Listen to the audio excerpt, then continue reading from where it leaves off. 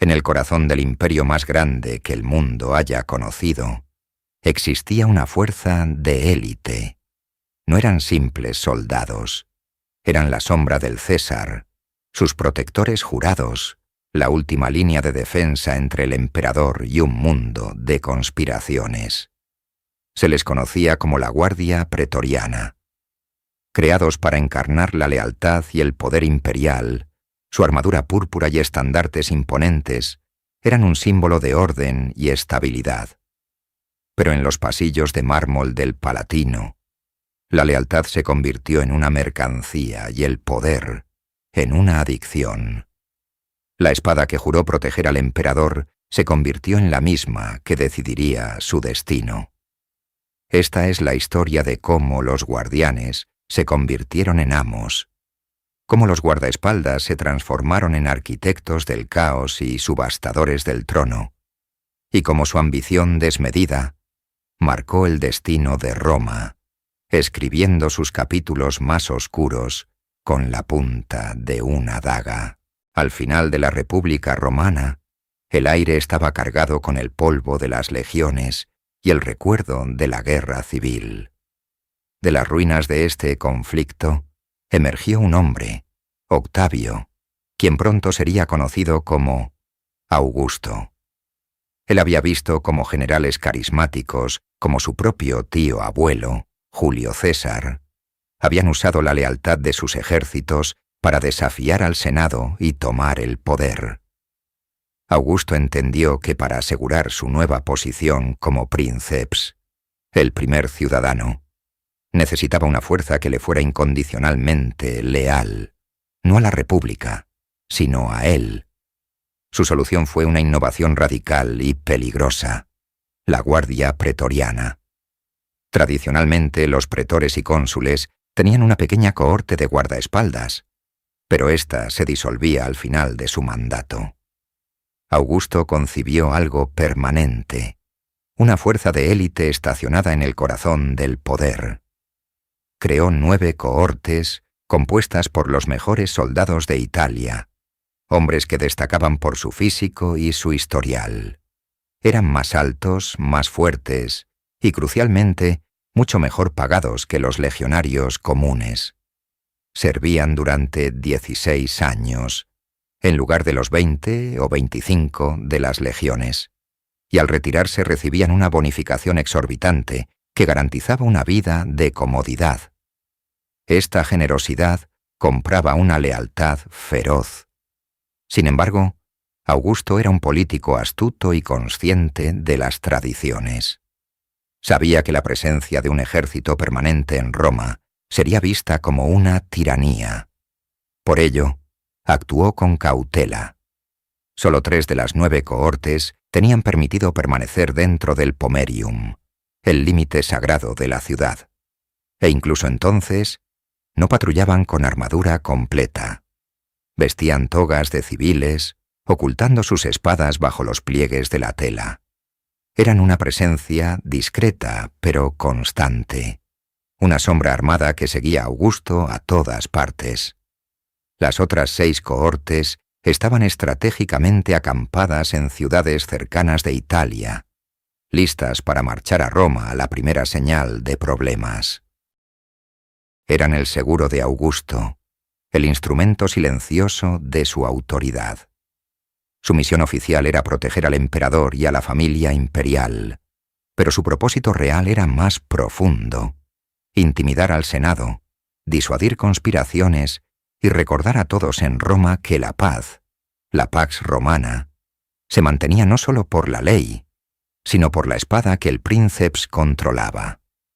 Augusto manejó a su creación con una maestría inigualable, equilibrando su necesidad de seguridad con el respeto a las apariencias republicanas. Durante su largo reinado, la Guardia permaneció leal y disciplinada, pero al crear esta élite de soldados privilegiados, había forjado un arma de doble filo. Mientras él viviera, la hoja apuntaba hacia sus enemigos. La pregunta que flotaba en el aire de Roma era: ¿qué sucedería cuando un heredero menos hábil intentara empuñar esa misma espada? Tras la muerte del divino Augusto, el manto imperial recayó sobre su hijastro, Tiberio. A diferencia de su predecesor, Tiberio era un hombre sombrío, desconfiado y poco dotado para las sutilezas de la política romana. Su creciente paranoia lo llevó a depender cada vez más de un hombre, Lucio Helio Sejano, el prefecto del pretorio. Sejano no era un simple soldado, era un político brillante, carismático y consumido por una ambición sin límites. Vio en el carácter retraído de Tiberio una oportunidad única para acumular un poder sin precedentes. Su primer movimiento fue una obra maestra de estrategia. Convenció a un receloso Tiberio de que, por razones de eficiencia y disciplina, todas las cohortes pretorianas, hasta entonces dispersas por Italia, debían ser reunidas en un único y formidable campamento a las afueras de Roma. Así nació la castra praetoria, una fortaleza imponente que dominaría el horizonte de la ciudad durante siglos. Con casi 10.000 de los mejores soldados del imperio acantonados a sus puertas, el poder de Sejano creció exponencialmente. La guardia ya no era una sombra discreta, era una fuerza unificada y visible, leal no tanto al emperador ausente, sino al prefecto que veían todos los días. A medida que Tiberio se retiraba cada vez más a su villa en la isla de Capri, Sejano se convirtió en el gobernante de facto de Roma. Controlaba toda la correspondencia dirigida al emperador, decidía quién podía obtener una audiencia y utilizaba a los pretorianos para llevar a cabo una purga sistemática de sus enemigos en el Senado. Las acusaciones de traición se convirtieron en su arma preferida, y los centuriones pretorianos en sus ejecutores. Las estatuas de Sejano se erigían por toda la ciudad, a menudo junto a las de Tiberio. Se comprometió con un miembro de la familia imperial, y muchos en Roma susurraban que el prefecto pronto se convertiría en el sucesor. Pero su ambición desmedida fue su perdición. Desde Capri, Tiberio finalmente fue alertado del peligro, posiblemente por su cuñada Antonia. El viejo emperador, maestro de la intriga, actuó con una precisión letal y silenciosa. Envió una carta al Senado, leída en voz alta. Comenzó con elogios ambiguos hacia Sejano, manteniendo al prefecto tranquilo en su asiento. Pero en sus párrafos finales, la carta lo denunciaba como un traidor al Estado. El cambio fue instantáneo. Los senadores que momentos antes lo adulaban, ahora lo condenaban. Fue arrestado en el acto y su final fue rápido. La caída de Sejano fue un aviso para Roma, una demostración del poder que un prefecto pretoriano podía alcanzar. Aunque el hombre había sido eliminado, su legado permaneció. La castra praetoria. La guardia ahora estaba permanentemente unida y consciente de su fuerza colectiva, un león enjaulado junto a la ciudad. La pregunta ya no era si otro prefecto intentaría tomar el poder, sino cuándo lo haría. El ascenso de Cayo Julio César Germánico, conocido como Calígula, fue recibido inicialmente con júbilo. Era el hijo del amado general Germánico, y el pueblo esperaba que inaugurara una nueva edad de oro. Sin embargo, el joven emperador pronto demostró ser errático, cruel y un tirano absoluto. Su reinado se convirtió en un espectáculo de excesos y humillaciones, dirigidas no solo contra el Senado, sino también contra la propia institución que debía protegerlo, la Guardia Pretoriana. Calígula parecía disfrutar menospreciando a sus protectores. Se burlaba de sus oficiales y en particular de uno de sus tribunos, un veterano llamado Casio Querea. Constantemente lo ridiculizaba en público, utilizando contraseñas ofensivas y gestos despectivos que minaban la dignidad del oficial. Para un hombre como Querea, y para una unidad de élite que se enorgullecía de su honor, Estos insultos personales eran intolerables. El resentimiento personal de Querea se unió al miedo generalizado entre la élite romana. El comportamiento impredecible de Calígula amenazaba la estabilidad del Estado y la vida de cualquiera que cayera en desgracia. Fue dentro de las filas de la Guardia Pretoriana donde la paciencia finalmente se agotó. Una conspiración tomó forma, liderada por el propio Casio Querea y otros oficiales. Su objetivo no era derrocar el sistema imperial, sino eliminar al hombre que lo había corrompido. Serían los primeros pretorianos en decidir que su lealtad era hacia el imperio, no necesariamente hacia el emperador. El 24 de enero del año 41, durante los Juegos Palatinos, los conspiradores vieron su oportunidad. Atrajeron a Calígula a un pasillo aislado del palacio, lejos de su leal guardia personal germana. Allí, en la penumbra de los corredores imperiales, lo confrontaron. Casio Querea, el hombre que tanto había soportado, dio el primer golpe. Momentos después, el emperador yacía sin vida en el suelo de mármol. El acto desató el caos. La noticia se extendió por el palacio y la ciudad como un reguero de pólvora.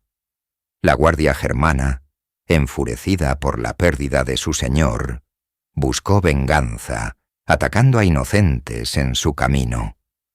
Mientras tanto, en el Senado, los políticos comenzaron a soñar en voz alta con la restauración de la antigua república, creyendo que la tiranía había terminado. En medio de la confusión, la familia imperial fue perseguida. El destino del imperio pendía de un hilo.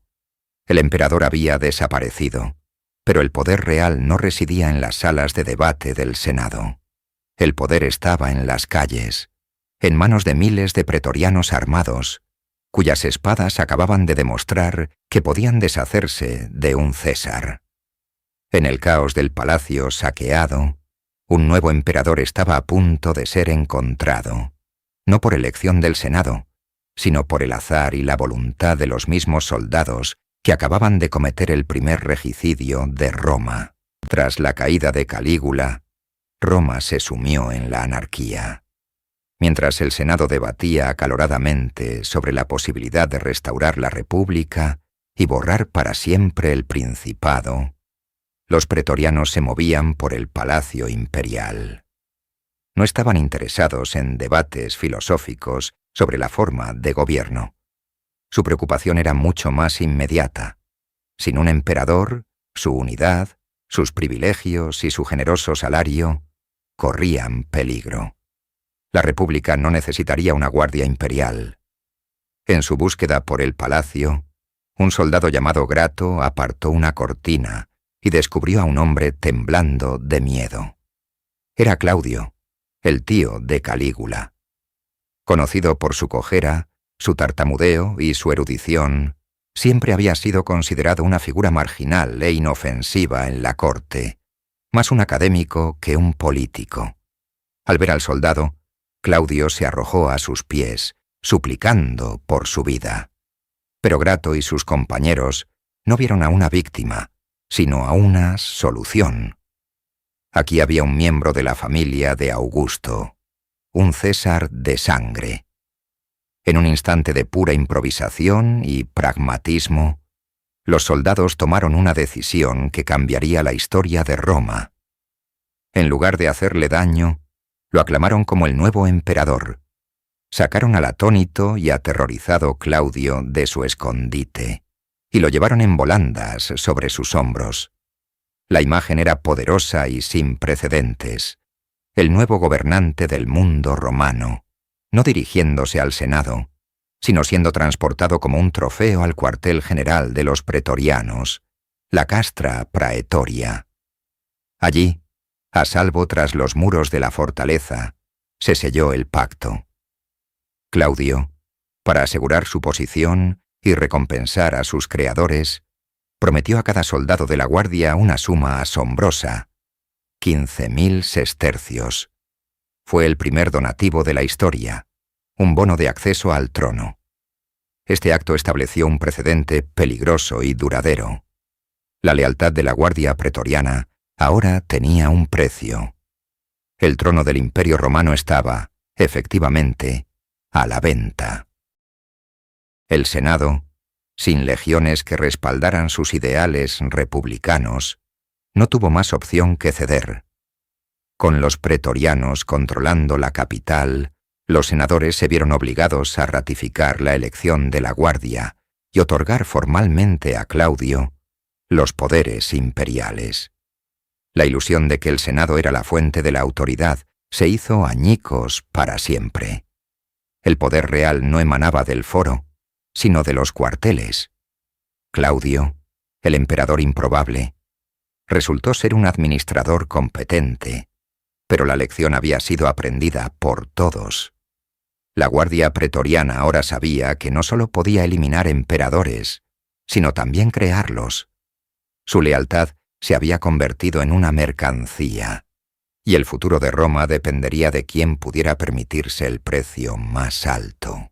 El año 69 después de Cristo marcó el colapso de la primera dinastía de Roma. Con el fin de Nerón, la línea Julio-Claudia se extinguió y el imperio se precipitó en una violenta guerra civil. Este fue el momento en que el poder de la Guardia Pretoriana alcanzó su cenit y a la vez reveló sus límites. El primer contendiente, Galba, un gobernador de Hispania, marchó sobre Roma con sus legiones. Los pretorianos que habían ayudado a deponer a Nerón estaban dispuestos a aceptarlo, pero esperaban su recompensa, el donativo que ya se había convertido en tradición. Galba, un general austero de la vieja escuela, cometió un error fatal. Se negó a pagar, declarando que reclutaba soldados, no los compraba. Con estas palabras, selló su destino. Al sentirse insultada y privada de su paga, la guardia se volvió un instrumento en busca de un nuevo amo. Lo encontraron en Marco Salvio Otón, un antiguo aliado de Galba, rico y ambicioso. Otón se dirigió directamente a la castra Praetoria y prometió a los soldados el oro que Galba les había negado. La lealtad de la guardia cambió de la noche a la mañana. Marcharon hacia el foro, encontraron al anciano emperador y pusieron un fin abrupto a su reinado de 7 meses. Otón fue proclamado emperador en su lugar. La subasta por el trono estaba ahora a la vista de todos. Sin embargo, el poder de los pretorianos estaba confinado a Roma. Las poderosas legiones estacionadas en las fronteras del Rin no aceptaron la decisión de lo que consideraban una guarnición de palacio. Proclamaron a su propio comandante, Vitelio, como emperador. La guerra civil era inevitable. Los pretorianos de Otón lucharon con valor, pero fueron superados por las endurecidas legiones de Vitelio en el norte de Italia. Vitelio entró en Roma victorioso.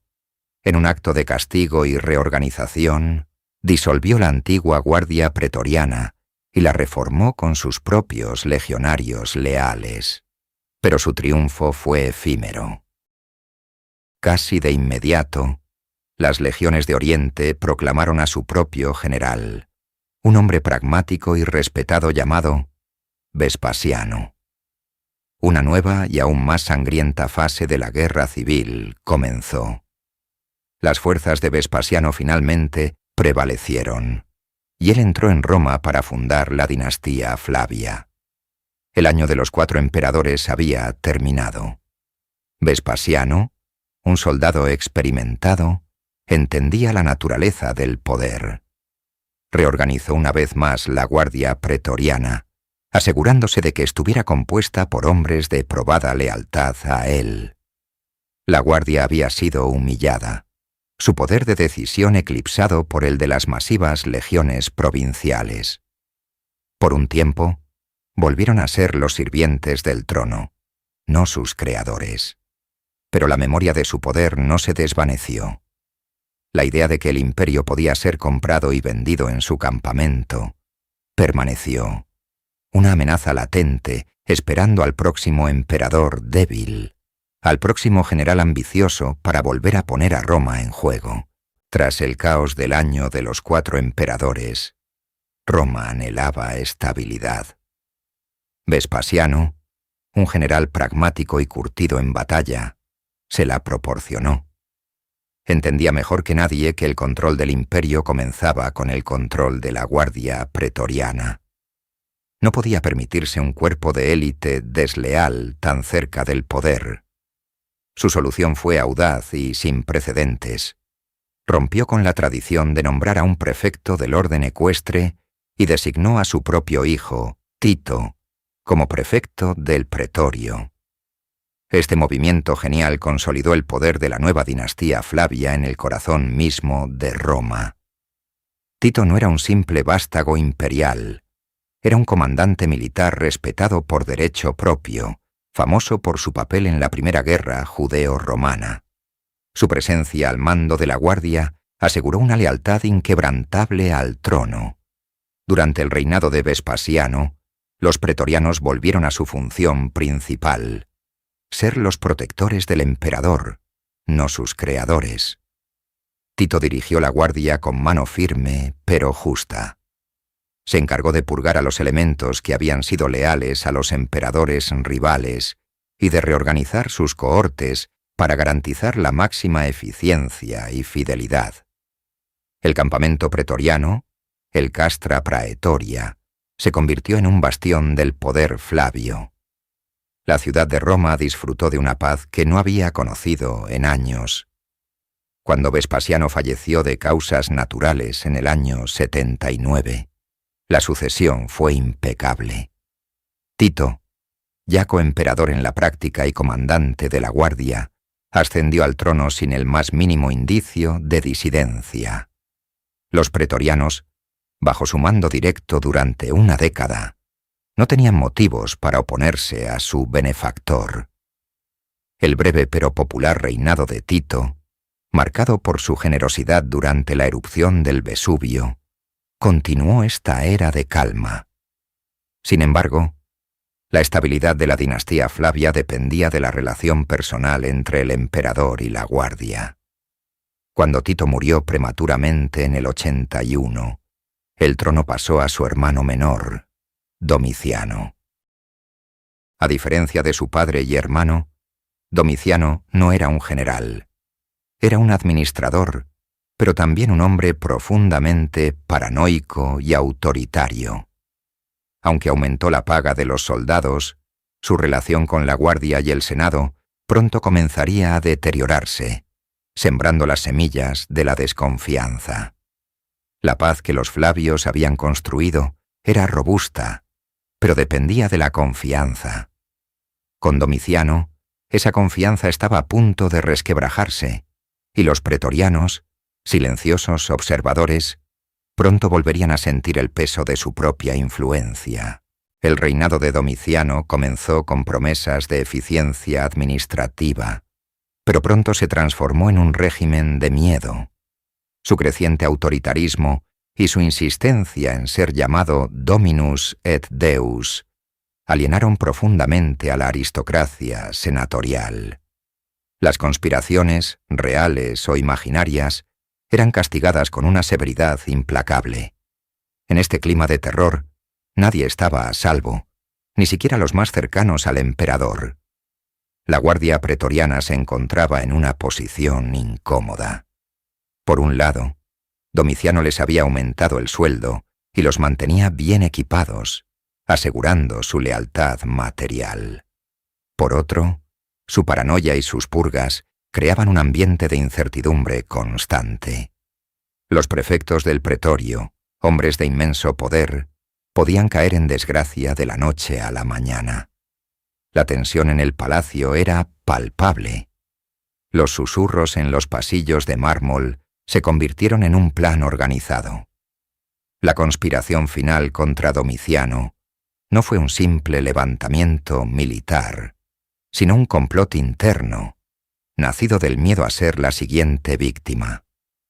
Involucró a miembros del personal del palacio, senadores prominentes e, crucialmente, a los propios prefectos pretorianos, Norbano y Petronio II. Su participación era el elemento clave. Sin su consentimiento, o al menos su pasividad, ningún intento contra el emperador podría tener éxito. Ellos controlaban a los únicos soldados armados dentro de la ciudad. El 18 de septiembre del año 96, el plan se puso en marcha. Domiciano fue abordado en sus aposentos privados por un grupo de conspiradores y su vida terminó. La noticia de su final fue recibida con júbilo en el Senado, que inmediatamente decretó la damnatio memoriae, ordenando que su nombre fuera borrado de todos los registros públicos. Sin embargo, los soldados de la Guardia Pretoriana no compartían este entusiasmo. Se sentían ultrajados, no por lealtad a Domiciano, sino porque su emperador, su comandante, había sido eliminado sin su consentimiento. Irrumpieron en el palacio exigiendo que los responsables fueran entregados para recibir su castigo. El nuevo y anciano emperador, Nerva, elegido por el Senado, era un hombre respetado pero sin poder militar. Débil e intimidado, tuvo que ceder a las demandas de la guardia. Los conspiradores, incluyendo a uno de los prefectos que los había ayudado, fueron localizados y perdieron la vida a manos de los soldados. El mensaje fue escalofriante y claro. Aunque el Senado podía nombrar un emperador, era la Guardia Pretoriana la que decidía si vivía o no. La era de la paz inestable había terminado abruptamente. El breve y tenso reinado de Nerva demostró una verdad peligrosa.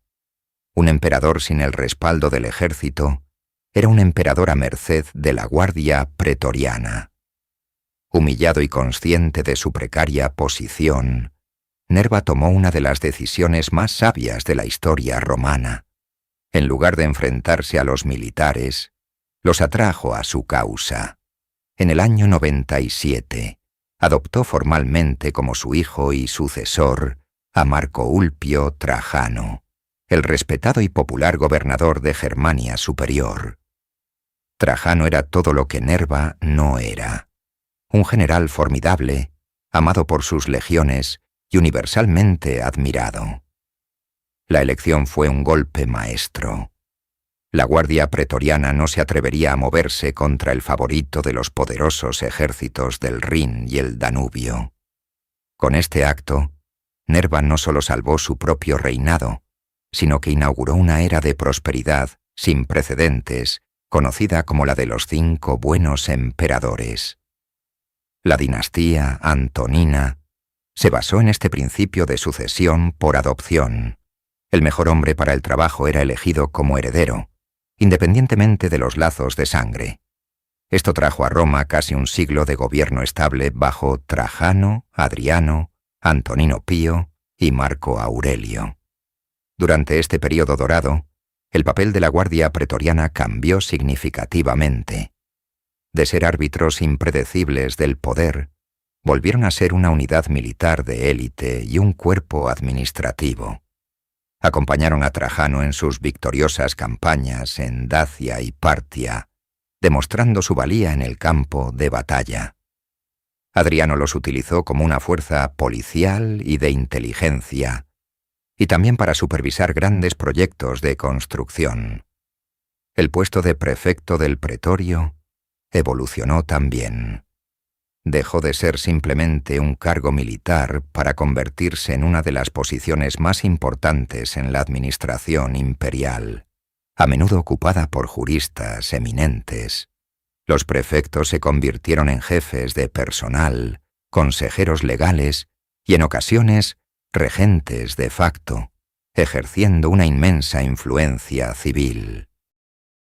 La calma se debía a que los emperadores de esta era gozaban de una autoridad y un prestigio inmensos, derivados de sus éxitos militares y su buen gobierno.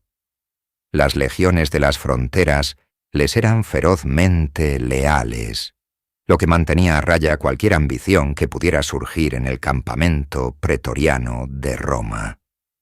Parecía que el problema de la guardia había sido resuelto para siempre. Sin embargo, esta era dorada de estabilidad se basaba en una cadena ininterrumpida de adopciones meritorias. Marco Aurelio, el filósofo emperador, rompería esa cadena. Movido por el afecto paternal, nombró sucesor a su hijo biológico, Cómodo, un joven que carecía de la disciplina y la sabiduría de sus predecesores. El siglo de calma estaba llegando a su fin, y las sombras de la intriga y la ambición volvían a cernirse sobre el Palatino. La ascensión de Cómodo al trono en el año 180 marcó el fin de una era, donde su padre, Marco Aurelio, había sido un dechado de deber y filosofía estoica. Cómodo era un hombre entregado a sus pasiones. Despreciaba las tediosas tareas de la administración y prefería la emoción del circo, llegando a participar él mismo como gladiador, un escándalo para la dignidad imperial. Su gobierno errático y su desinterés por los asuntos de Estado crearon un vacío de poder que fue llenado por favoritos y prefectos pretorianos ambiciosos. Hombres como Tigidio Perenio y su sucesor, Marco Aurelio Cleandro, un antiguo esclavo, acumularon una riqueza y un poder inmensos, gobernando en nombre del emperador. Sin embargo, la lealtad de la guardia era volátil. Cuando la población de Roma se amotinó por la escasez de grano, culparon a Cleandro. Cómodo, para salvarse, entregó a su prefecto a la multitud, un acto que demostró a todos lo precario que era el favor del emperador. Con el paso de los años, el comportamiento de Cómodo se volvió más megalómano y peligroso. Se veía a sí mismo como la reencarnación de Hércules y exigía ser adorado como un dios. Sus purgas paranoicas diezmaron las filas del Senado y crearon un clima de terror entre la élite romana. Una serie de conspiraciones fallidas solo aumentaron su crueldad. Hacia finales del año 192, los más cercanos a él decidieron que no podían arriesgarse más. El complot final fue orquestado por un trío improbable: su concubina favorita, Marcia, su chambelán, Eclecto, y el nuevo prefecto del pretorio, Quinto Emilio Leto.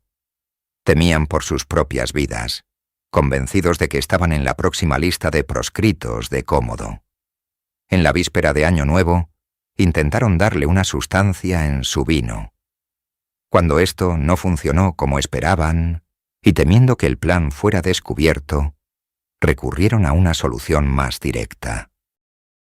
Contrataron a un atleta llamado Narciso, su compañero de entrenamiento personal, para que se encargara de la tarea en los baños del palacio. El final de Cómodo fue recibido con un suspiro de alivio colectivo en Roma. El Senado, que lo odiaba profundamente, declaró de inmediato su memoria maldita. Pero el problema inmediato era la sucesión. Con el último de los antoninos desaparecido, el trono estaba vacante. Leto y los demás conspiradores actuaron con rapidez. Se dirigieron al respetado senador Publio Elvio Pertinax y le ofrecieron el poder. Creyeron que estaban restaurando el orden y la dignidad en Roma. No podían imaginar que, al eliminar a un tirano, habían abierto las puertas a un caos mucho mayor. Un caos que la propia guardia pretoriana estaba a punto de desatar.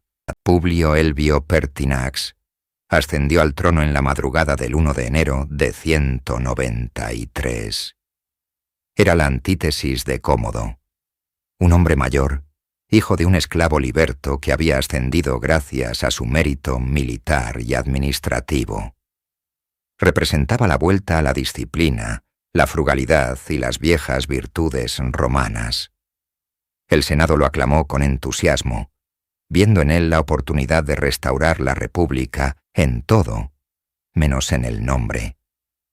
Sin embargo, las virtudes que lo hacían popular entre los senadores lo convirtieron en el enemigo de la guardia pretoriana. Los pretorianos se habían acostumbrado a la laxitud y a los generosos donativos de Cómodo. Pertinax, en su intento por restaurar las finanzas del Estado, comenzó a recortar gastos y a imponer una disciplina estricta. Canceló los privilegios excesivos, insistió en el entrenamiento riguroso y se negó a pagar el exorbitante donativo que esperaban por su aclamación.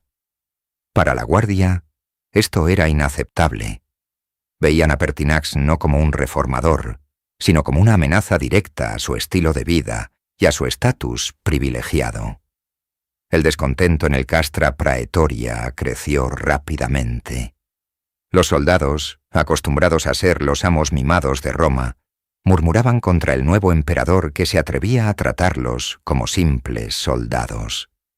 El prefecto Leto, uno de los que había ayudado a Pertinax a llegar al poder, se dio cuenta de que había cometido un grave error de cálculo.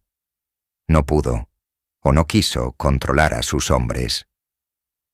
El 28 de marzo de 193, después de solo 87 días de reinado, la paciencia de la guardia se agotó.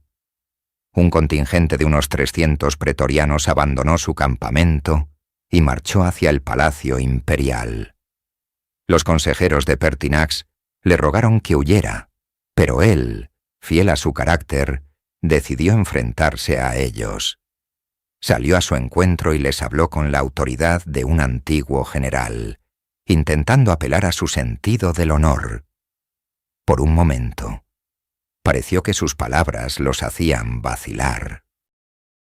Pero entonces, un soldado rompió filas y arrojó su lanza. Fue la señal. El emperador fue rodeado y su vida terminó allí mismo, en el suelo de su propio palacio. Lo que sucedió a continuación marcaría el punto más bajo de la historia pretoriana. Los soldados regresaron a su campamento y, en un acto de arrogancia y codicia sin precedentes, anunciaron que venderían el trono de Roma al mejor postor. 2 senadores adinerados acudieron a los muros del campamento para pujar. Al final, Didio Juliano ofreció la suma más alta, prometiendo 25.000 sestercios por soldado. La guardia lo proclamó emperador. Habían pasado de ser protectores a conspiradores, y ahora a subastadores del mayor imperio del mundo. El año 193 después de Cristo pasaría a la historia como el año de los 5 emperadores, un torbellino de caos desatado por la guardia pretoriana. Tras la caída de Pertinax, los pretorianos no buscaron un candidato ideal ni consultaron al Senado. En un acto de arrogancia sin precedentes, hicieron lo impensable.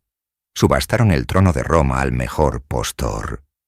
La noticia se extendió como un veneno por la ciudad, generando una mezcla de incredulidad y furia. 2 hombres emergieron como los principales contendientes. El primero fue Tito Flavio Sulpiciano, el suegro del emperador caído y prefecto de la ciudad. Entró en el campamento pretoriano para intentar calmar los ánimos, pero rápidamente se vio envuelto en una negociación por el poder, ofreciendo una suma generosa a cada soldado. Sin embargo, mientras Sulpiciano negociaba dentro, un competidor más audaz y rico llegó a las murallas del campamento. Era Didio Juliano, uno de los senadores más acaudalados de Roma. Sin atreverse a entrar, se subió a una plataforma y comenzó a gritar sus ofertas por encima del muro. Se desató una puja grotesca por el destino del mundo conocido. Sulpiciano ofrecía 20.000 sestercios por hombre. Juliano, desde fuera, subía la apuesta. Los pretorianos, avivando las llamas de la codicia, informaban a cada candidato de la oferta del otro. Finalmente, Didio Juliano hizo una oferta que Sulpiciano no pudo igualar. 25.000 sestercios por soldado, una fortuna astronómica. La guardia, cegada por el oro, le abrió las puertas y lo aclamó como su nuevo emperador. Escoltado por los mismos hombres que habían despachado a su predecesor, Juliano fue al Senado, que, intimidado, no tuvo más opción que ratificar la vergonzosa transacción. Didio Juliano había comprado el título de Augusto, pero su compra no incluía el respeto del pueblo ni la lealtad de las legiones. En las fronteras, los generales al mando de los ejércitos más poderosos de Roma escucharon la noticia con desprecio. Septimio Severo en Panonia, Pescenio Níger en Siria y Clodio Albino en Britania vieron la subasta no como un final, sino como una invitación. El imperio no había sido vendido, solo puesto en juego, y ellos, con sus espadas y sus legiones, estaban a punto de hacer su propia puja. La noticia de la subasta del imperio resonó como un trueno en las provincias. Para los legionarios de la frontera, hombres endurecidos por la disciplina y la batalla, la idea de que unos guardias de palacio vendieran el trono era una ofensa intolerable. De entre los generales indignados, uno actuó con una velocidad y una determinación fulminantes. Lucio Septimio Severo, gobernador de Panonia Superior. Aclamado emperador por sus tropas en Carnuntum, se presentó no como un usurpador, sino como el vengador de Pertinax, un emperador respetado por los militares.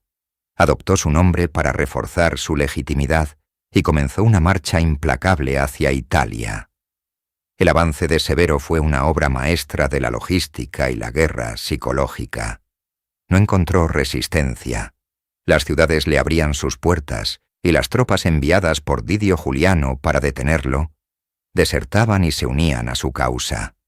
En Roma, el pánico se apoderó de todos. Didio Juliano, el emperador comprador, demostró ser completamente incapaz. Intentó fortificar el palacio, prometió dinero que no podía pagar y trató de nombrar a Severo coemperador, un gesto patético que fue ignorado. La guardia pretoriana, el pilar de su poder, comenzó a flaquear. Estos soldados, tan letales en los pasillos del palacio, no eran rivales para las legiones de Severo, curtidas en combate. Su valor se evaporaba ante la perspectiva de una batalla real. Severo, astuto estratega, envió un mensaje a los pretorianos. Si le entregaban a los responsables directos de la caída de Pertinax y se rendían, les perdonaría la vida. Para la guardia la elección era sencilla: la lealtad a un emperador sin futuro o su propia supervivencia. Traicionaron a Juliano tan rápido como lo habían aclamado. El Senado, viendo la dirección del viento, sentenció a Didio Juliano. Su reinado, que había durado apenas 66 días, terminó de forma solitaria y sombría. Poco después, Septimio Severo entró en Roma sin derramar una gota de sangre, aclamado como libertador. Había vengado a Pertinax y reclamado el trono, pero su tarea más importante aún estaba por delante: lidiar con la guardia pretoriana, la institución corrupta que había puesto a Roma de rodillas. Septimio Severo era un soldado, no un político ingenuo. Sabía que no podía gobernar con la misma guardia pretoriana que había asesinado a un emperador y vendido el trono. La institución estaba podrida desde la raíz y requería una purga, no una simple reforma. Su solución fue tan brutal como efectiva. Convocó a toda la guardia a un campo fuera de la ciudad, con el pretexto de que debían prestarle juramento de lealtad en una ceremonia formal. Les ordenó asistir con su uniforme de gala, pero sin armas. Los pretorianos, esperando quizás una reprimenda seguida de un generoso donativo, obedecieron. Fue una trampa perfectamente ejecutada. Al llegar al lugar designado, se encontraron completamente rodeados por las legiones de Severo, armadas hasta los dientes y listas para la acción. El terror se apoderó de ellos. Severo, desde su tribunal, les dirigió un discurso fulminante, Los acusó de traición, de cobardía y de deshonrar el nombre de Roma. No hubo ejecuciones masivas, pues Severo era pragmático, pero la humillación fue total y absoluta. Uno a uno, fueron despojados de sus espadas ornamentadas, sus armaduras y sus estandartes. Les arrancaron sus uniformes, el símbolo de su estatus privilegiado. Desarmados y deshonrados, fueron expulsados formalmente del ejército. Se les prohibió, bajo pena capital, acercarse a menos de 100 millas de la ciudad de Roma. En un solo día, la orgullosa guardia pretoriana de origen itálico, que durante 2 siglos había decidido el destino de los emperadores, dejó de existir. Pero Severo sabía que un emperador necesitaba guardaespaldas. Inmediatamente, creó una nueva guardia, pero con reglas completamente diferentes. El nuevo cuerpo era 4 veces más grande que el anterior, casi una legión completa acuartelada en la capital. Y lo más importante, sus miembros ya no eran jóvenes privilegiados de Italia. Eran veteranos de sus propias legiones de Panonia, hombres duros, provincianos, cuya lealtad no era hacia el Senado ni hacia una idea abstracta de Roma, sino exclusivamente hacia él, su general y benefactor. La Guardia Pretoriana fue refundada no como una élite de la capital, sino como el ejército personal del emperador.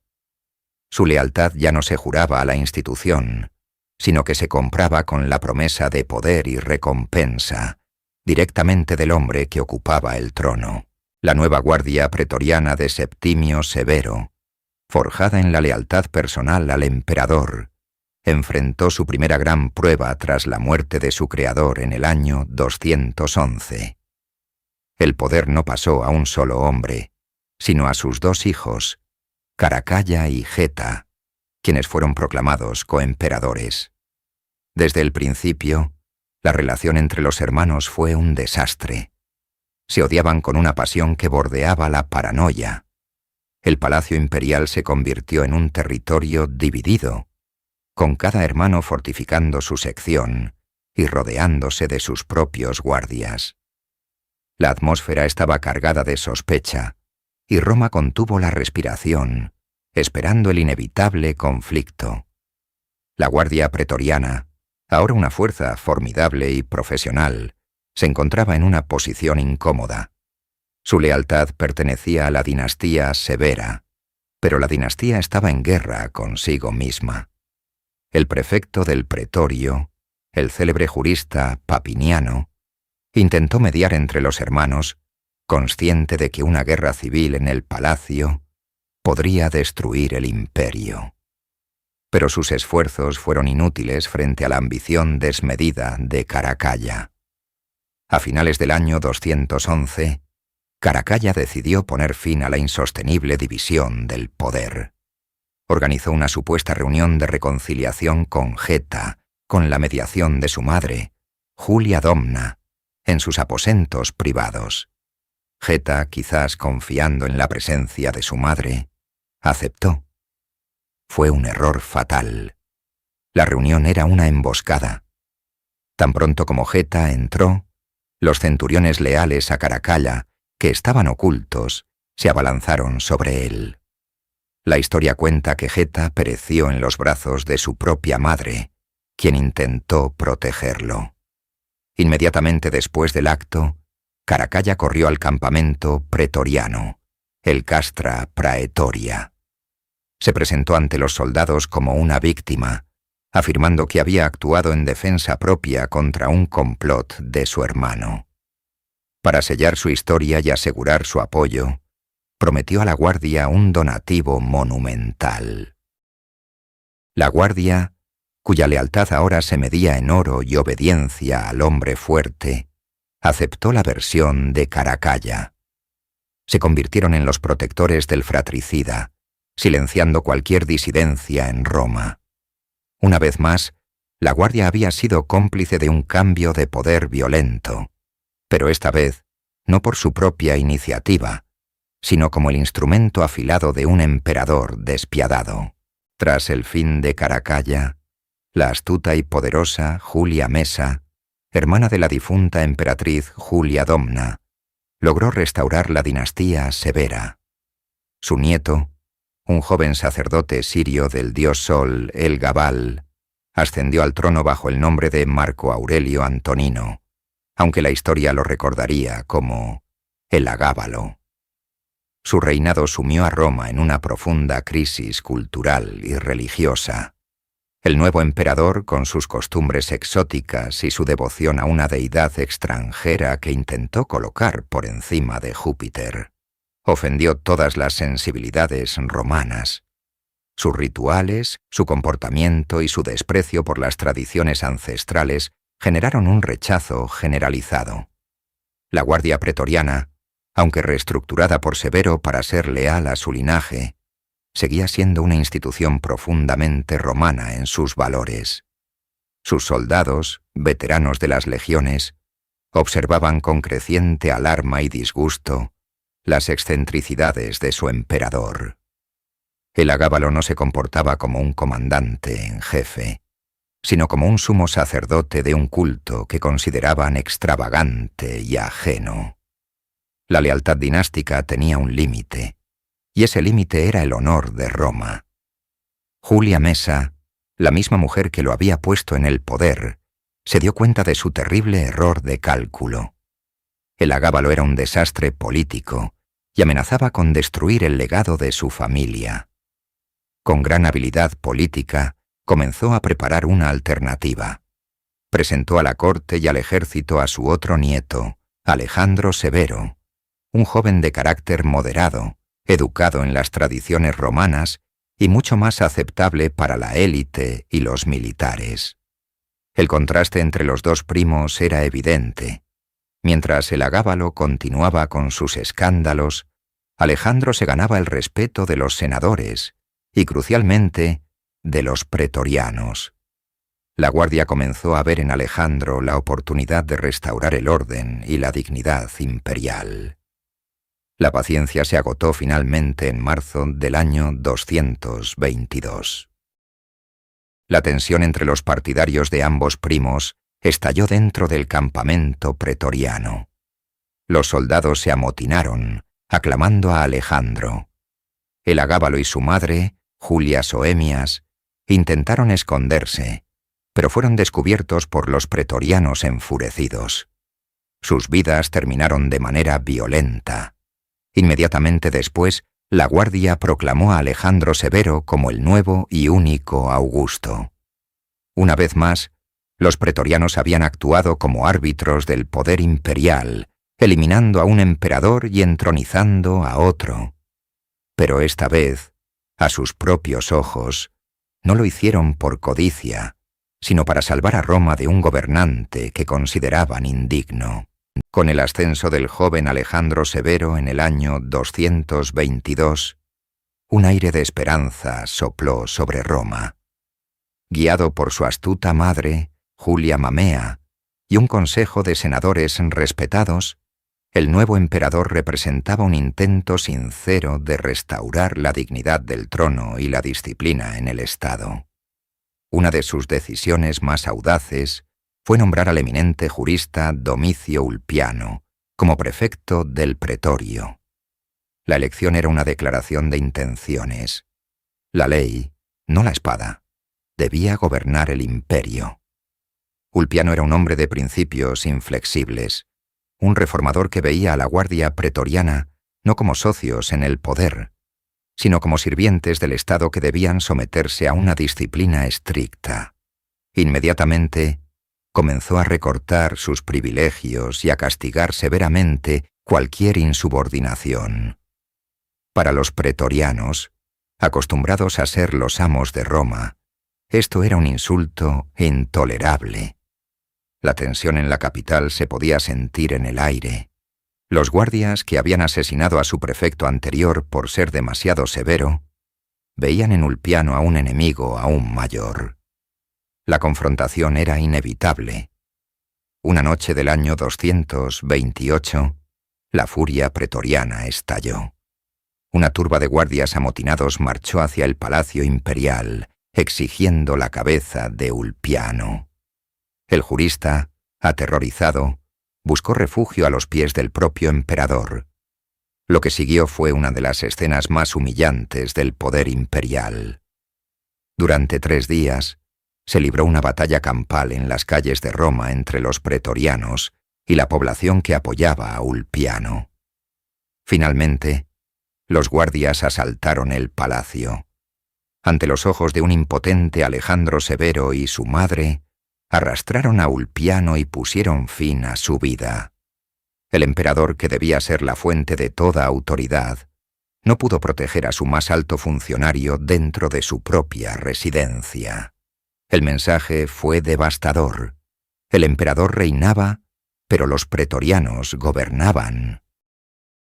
Aunque Alejandro continuó su reinado durante varios años más, su autoridad quedó permanentemente dañada. Su enfoque en la administración civil y la diplomacia fue percibido como debilidad por el ejército en las fronteras, que anhelaba un líder militarista y generoso. En el año 235, mientras se preparaba para una campaña contra las tribus germanas, las legiones del Rin, lideradas por el gigante Maximino el Tracio, se amotinaron. Los soldados rodearon la tienda del joven emperador.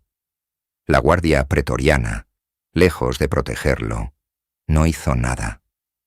Alejandro Severo y su madre Julia Mamea fueron asesinados, poniendo un fin sangriento a la dinastía Severa.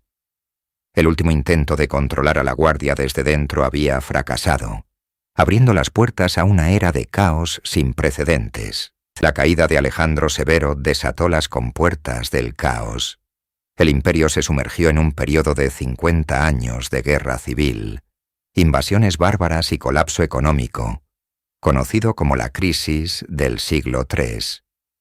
El modelo de los pretorianos de asesinar a un emperador e instalar a otro se replicó por todo el imperio. Ahora, no solo la guardia en Roma, sino cualquier legión en la frontera podía proclamar a su general como emperador.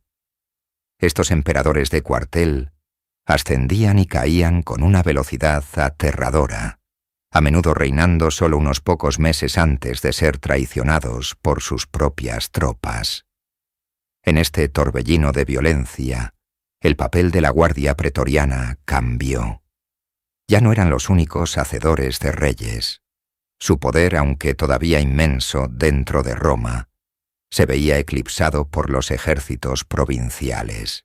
Sin embargo, demostraron su continua relevancia en el año 238, conocido como el Año de los 6 Emperadores. Cuando el Senado intentó reafirmar su autoridad nombrando a Pupieno y Balbino, los pretorianos, resentidos por ser ignorados, asaltaron el palacio, asesinaron a los 2 emperadores senatoriales y proclamaron al joven Gordiano III, de apenas 13 años, como único Augusto. Una vez más, habían demostrado quién tenía la última palabra en la capital. Pero un cambio más profundo estaba en marcha. El puesto de prefecto del pretorio, el comandante de la guardia, se había convertido en el trampolín más efectivo hacia el poder supremo. Estos hombres, que controlaban el acceso al emperador y comandaban las tropas de élite, estaban en una posición única para tomar el trono. El ejemplo más claro fue el de Marco Julio Filipo, conocido como Filipo el Árabe. Como prefecto de Gordiano III durante su campaña persa, Filipo se encontró en una posición de inmenso poder. Las circunstancias de la muerte del joven Gordiano en 244 son misteriosas, pero muchas fuentes antiguas sugieren que Filipo orquestó su final. De la noche a la mañana, el prefecto se convirtió en emperador. El precedente era sísmico. Ya no era necesario ser un senador o un general victorioso en una gran guerra. El mando de la guardia pretoriana era una vía directa al púrpura imperial. Esto transformó la naturaleza del cargo. Cada prefecto era ahora un emperador potencial, y cada emperador debía mirar a su principal protector con una mezcla de confianza y sospecha. La lealtad de la guardia se volvió puramente transaccional, vendida al prefecto o al emperador que ofreciera la mayor recompensa. Mientras el imperio se desangraba, con docenas de usurpadores luchando por el control, los pretorianos y sus prefectos jugaban su propio juego mortal en el corazón de un sistema en ruinas, perfeccionando el arte de la traición que ellos mismos habían creado. De las cenizas de la crisis del siglo III surgió una figura de voluntad de hierro y genio administrativo: Diocleciano. Un soldado de origen humilde que había ascendido por todos los rangos del ejército. Diocleciano comprendía las dos enfermedades mortales que afligían a Roma. Primero, que el imperio era demasiado vasto y complejo para ser gobernado por un solo hombre.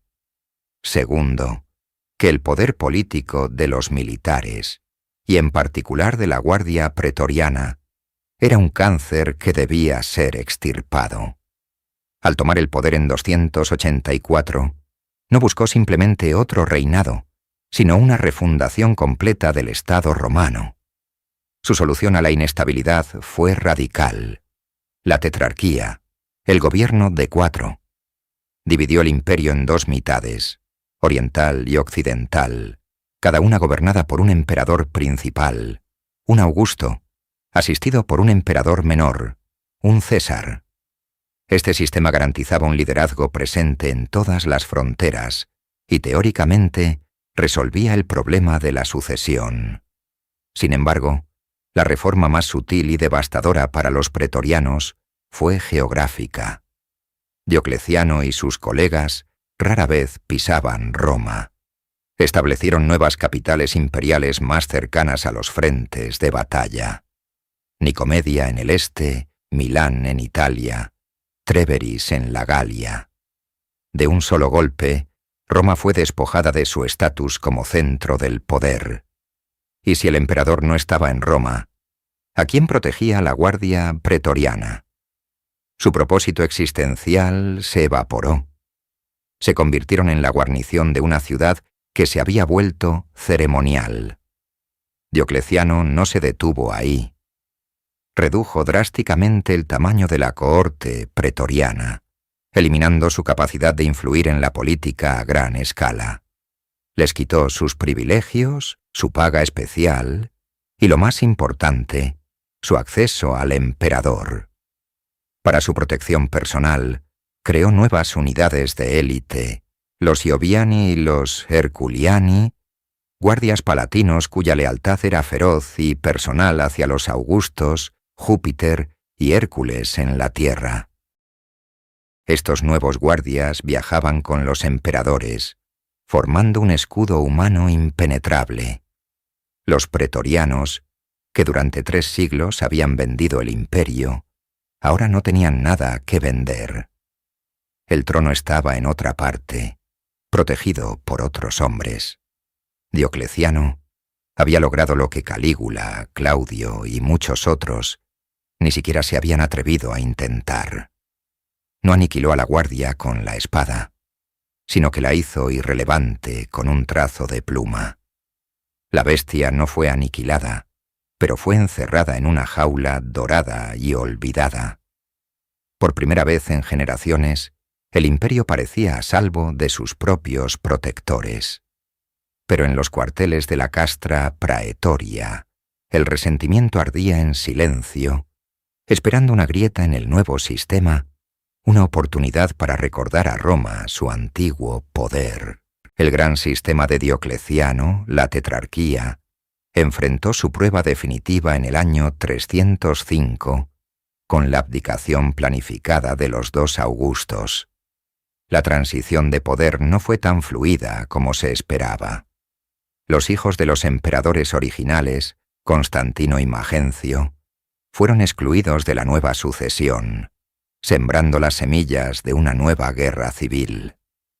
Magencio, hijo del antiguo Augusto Maximiano, se encontraba en Roma, observando cómo su herencia le era negada.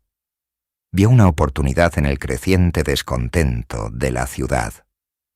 Los romanos se sentían abandonados, su capital degradada a una ciudad provincial más y, para colmo de males, sometida a nuevos impuestos por el emperador de Oriente, Galerio. Pero nadie estaba más resentido que los hombres de la guardia pretoriana. Despojados de su prestigio, su poder y su propósito por las reformas de Diocleciano, anhelaban un retorno a los viejos tiempos. En octubre del 306, la alianza profana se selló.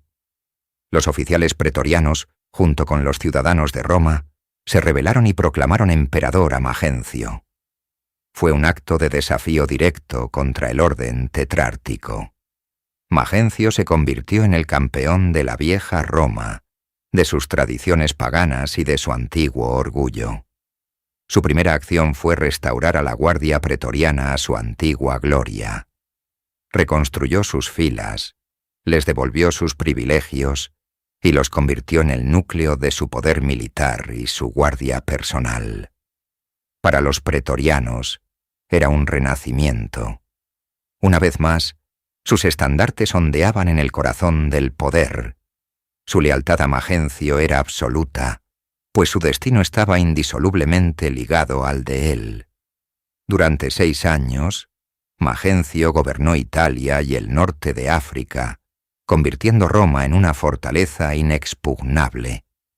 Los pretorianos demostraron su valía en el campo de batalla, ayudando a repeler 2 invasiones lanzadas por los emperadores legítimos, Severo II y Galerio.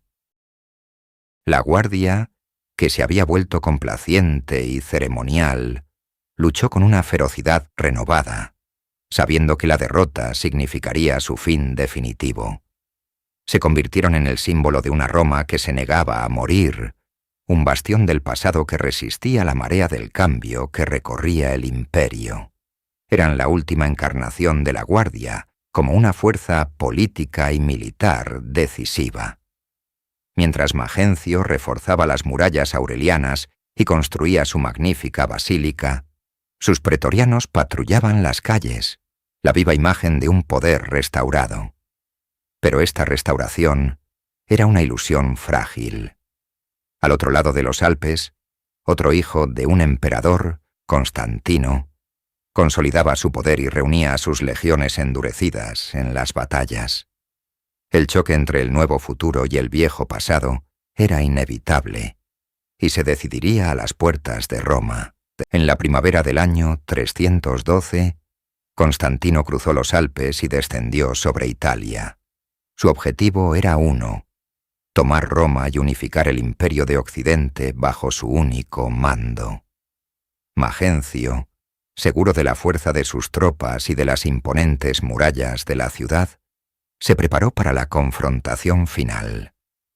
Tenía una ventaja numérica considerable, con la guardia pretoriana y otras unidades de élite como la espina dorsal de su ejército. La campaña de Constantino fue una serie de victorias relámpago. A medida que se acercaba a Roma, la tensión alcanzó su punto álgido. Fue entonces, según la tradición, cuando Constantino experimentó una visión que cambiaría el curso de la historia. Vio un símbolo celestial en el cielo y recibió la promesa de la victoria si luchaba bajo ese signo. El 28 de octubre, Magencio tomó una decisión fatídica. En lugar de resistir un asedio, una táctica que probablemente le habría dado la victoria, decidió salir de la seguridad de las murallas y enfrentarse a Constantino en campo abierto, en la batalla del puente Milvio. La guardia pretoriana, el orgullo del ejército de Magencio, formó el centro de su línea de batalla. Lucharon con el valor de la desesperación, sabiendo que no solo el destino de su emperador, sino su propia existencia, estaba en juego. El combate fue brutal, pero las legiones veteranas de Constantino, endurecidas por años de guerra en las fronteras, demostraron ser superiores. Lentamente, La línea de Magencio comenzó a ceder. La retirada se convirtió en una desbandada caótica hacia la seguridad de la ciudad a través del río Tíber. Un puente de pontones construido para la batalla se derrumbó bajo el peso de los soldados que huían. En medio del pánico, Magencio cayó al río y, arrastrado por el peso de su armadura, se ahogó. Incluso con su líder desaparecido, los pretorianos que quedaban en la orilla norte se negaron a rendirse. Fieles a su último emperador, lucharon hasta el final, siendo prácticamente aniquilados. Constantino entró en Roma como un conquistador. Su victoria fue total, y su juicio sobre los vencidos fue rápido y definitivo. Una de sus primeras órdenes fue la disolución completa y permanente de la guardia pretoriana. Los pocos supervivientes fueron dispersados y enviados a los puestos más remotos de la frontera, para no volver a reunirse jamás. Su legendario cuartel, la Castra Praetoria, fue demolido. Después de más de 300 años, la institución que había nombrado y depuesto a docenas de emperadores fue borrada de la historia. Constantino estableció una nueva guardia palatina, las Scholae Palatinae, con una estructura completamente diferente, para asegurar que nunca pudieran acumular el poder de sus predecesores. La demolición de sus cuarteles fue el epitafio de piedra de la guardia. Su larga y sangrienta historia, nacida para proteger el poder y corrompida por él, había llegado a un final irrevocable a orillas del Tíber.